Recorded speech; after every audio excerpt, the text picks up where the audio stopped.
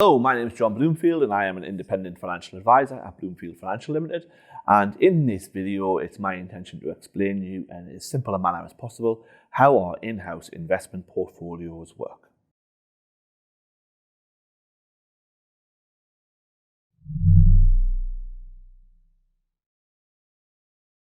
Our in-house investment portfolios are a series of funds that we have blended together to meet our clients' investment objectives, whether those be growth or income-based. Our portfolios are risk rated. So we have a risk rating system of 1 to 10. We determine the risk profile by allocating a volatility score. A volatility score, a volatility range, is how much the fund is likely to go up or down in any given period. So we are looking at usually a 3 to 10 year rolling volatility score when we construct our portfolios. So a fund that is a risk profile 3 will have a lower volatility range than a fund that is risk profile 9, meaning it can go up and down by less in a year. Obviously, these volatility scores aren't guaranteed. They are a best guess based upon a lot of historic data, and there is a lot of historic data on asset classes. Now, the portfolios themselves are made up of a series of funds. Each fund represents a single asset class usually. And what's an asset class? So, different assets are different types of investments. I intend to do a short series of videos explaining what each of the asset classes are. But for example, cash is an asset class. Shares are an asset class. Government bonds are an asset class. They are basically different types of investments.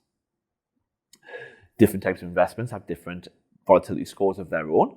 So you might think if, for example, government bonds have a volatility rating, that means they've got a risk profile of 3. Why we don't just use all government bonds for somebody who has a profile of 3? Diversification is the main reason. Things can happen in any economy that will mean one asset class suddenly shoots up, or worse still, suddenly shoots down. So by diversifying the portfolios, we will hold assets that don't react to different economic stimulus in the same way.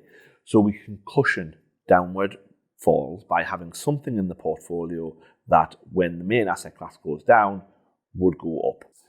Now, many amateur investors will try to achieve a perfect diversification rating, which means that if one asset class goes down, another one goes up by exactly the same amount. But if one thing goes down by 5% and one thing goes up by 5%, that's 0. So we don't really try to achieve that in a professional basis. Instead, what we try to do is we meet the overall volatility score of the risk profile, and we use diversification within the portfolio. So, for example, somebody who has risk profile 3 and somebody who has risk profile 8. In risk profile 3, you might have a lot of government bonds and not a lot of shares. In risk profile 8, you'll have a lot of shares and not a lot of government bonds. But we try within our portfolios to make sure every portfolio has a little bit of every asset class. Through this method, we hope to achieve the best possible long-term return. There is a lot of academic research out there, and I won't go into it for you if you're really interested. You can Google efficient portfolio investing and the efficient frontier. That basically proves that the most important thing in the achievement of long-term performance in an investment portfolio is asset allocation. It comes above everything else. So we follow this asset allocation model. The people who we're buying the risk profiling system from, they provide us with some indicative allocations that give us a starting point, but we don't really follow them to the letter because we want to make sure you have exposure to every possible asset class that we think is reasonable within the portfolios. What are the funds? The underlying funds that we select, we work on there are 2 types of funds, in that you can have funds that have lots of different assets in them, and you have funds that have single assets in them. I believe you get the best, most consistent long-term performance from using single asset funds that only invest in one thing. They tend to be better organized, better managed, better structured, in my opinion, and therefore they perform better overall.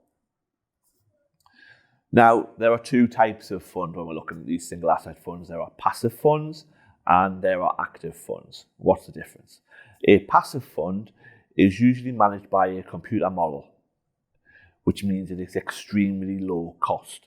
An active fund, on the other hand, is usually managed by a human being who is trying to apply their knowledge to outperform markets, and therefore they are more expensive to run. Now, a passive fund is generally not trying to outperform markets, it's trying to match markets. So, for example, it's very common to get passive funds that track the FTSE 100 or the FTSE 250, and those funds are usually very cheap, and their intention is just to match the market. They're not to do better than or not to do worse than the market. For example, if you were to get an active fund that was also based on the FTSE 100 or the FTSE 250, the manager's intention is to do better than those markets. He's using those as a benchmark while he invests in them, so he's trying to pick the best funds within them. Now, which funds do we use in the portfolio? The short answer is both. So when do I use active funds and when do I use passive funds within our portfolios? So for me, we use passive funds where we determine that an asset class exists in a mature environment that an individual is not going to be able to outperform. By mature environments, we mean things that have been around a long time. They exist in a pure capitalist environment where there's very little corruption and there's a lot of regulation. So, in my opinion, it's incredibly difficult, if not impossible, for a human being to consistently outperform those markets. Now, I'm not saying they can't outperform them in the short term or occasionally, but consistently over the long term, I don't think they can outperform them. An example of this would be UK shares, US shares. These markets have been around for a very long time. They're very sophisticated. They're heavily regulated. On the other hand, we use active funds for markets and asset classes where I feel the market is either immature or it doesn't follow the normal capitalist routine, or it is so specialist that a human being who knows the right people, has the right knowledge of the sector, can outperform the market on a regular basis. So, for example, when we're talking about shares, we will be talking about the emerging markets here. So we've got like, say, Brazil, Russia, India, China, the Pacific. Those sort of areas have had rapid growth in the last few years, but they exist in markets that are fairly young, so therefore not mature. So there are inefficiencies in the way the markets operated. They're not necessarily regulated in the heaviest possible way, so there is some corruptibility in there. And they maybe exist in environments where the government is more likely to try and skew away from the normal capitalist way of running markets.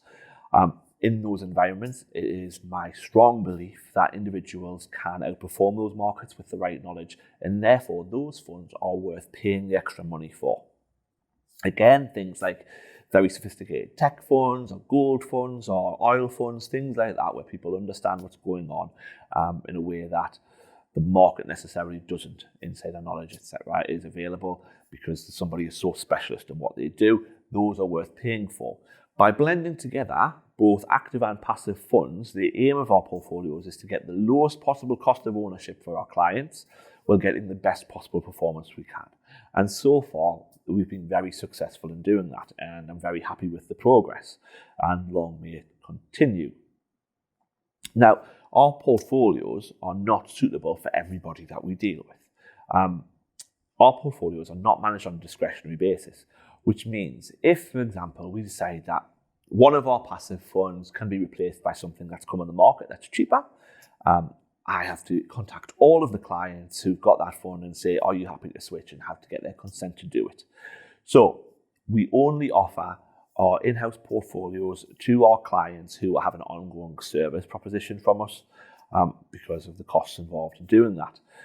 Equally, if we were to give you all of our ongoing portfolios and over a period of time, one asset class will do better than another, of course it will, your portfolio may no longer be the risk profile that it started out at. Where with our clients who have an ongoing service, we see them at least once a year and we can review these things and correct and adjust as we see fit. So what would we offer to a client who is not going to have an ongoing service, who just wants that one-off bit of advice from us?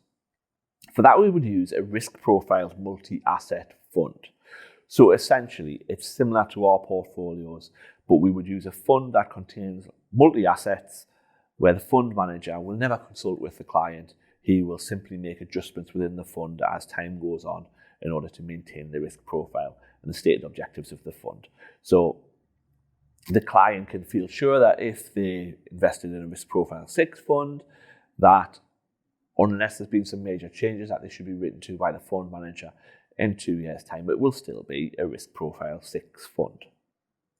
If you have any questions or anything I said wasn't clear, then please feel free to email me. My email address is on the screen. And if you're watching this on YouTube, Facebook, or any of those services, it would be really helpful to me if you could give it a thumbs up just to let me know that it was useful to you. I do plan on making a few more videos. If there's anything in particular you'd like me to cover, then again, please feel free to drop me an email. Thanks very much for your time, and I'll see you soon.